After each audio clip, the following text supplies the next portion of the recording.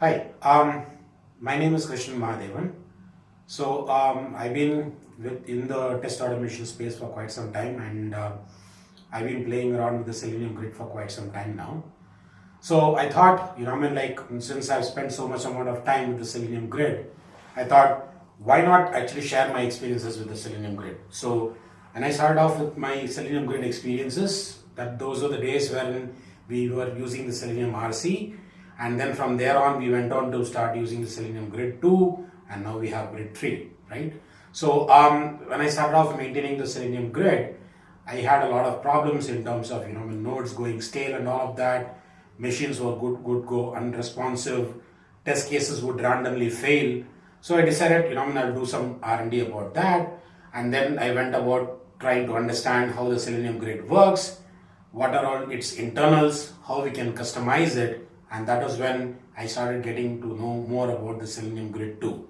So I started learning about its architecture, and then eventually came to a point when I thought, okay, what if I build a self-healing grid? So that was my first experiment with the Selenium Grid, and I managed to build a Selenium Grid which would start nodes and stop nodes at will, and then the Selenium Grid would never require any maintenance at all.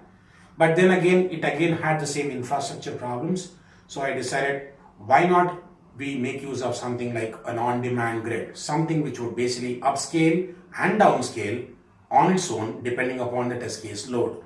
So I started off by experimenting around Docker, and eventually came into building what I call as Just Ask, which is kind of like a on-demand grid. It is Docker based, and it can basically spin off containers on the fly, run test cases against the container, and then close off the containers as well after the test case runs to completion. So in this session, what I wanted to talk about is a couple of things, like what are all the capabilities that are available in the grid which can be used for customizing this. So things such as you building a custom proxy, to basically making use of something like a custom servlet, which would basically help in doing all of these things, right? So that is what Just Ask is as a concept.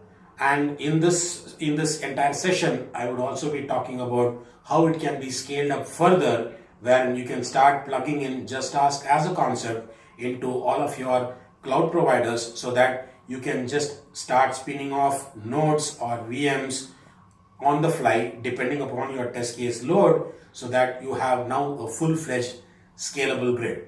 I hope this session would be useful for everyone. Looking forward to meeting you all in person and talk about more about Just Ask as a scalable grid. Thank you.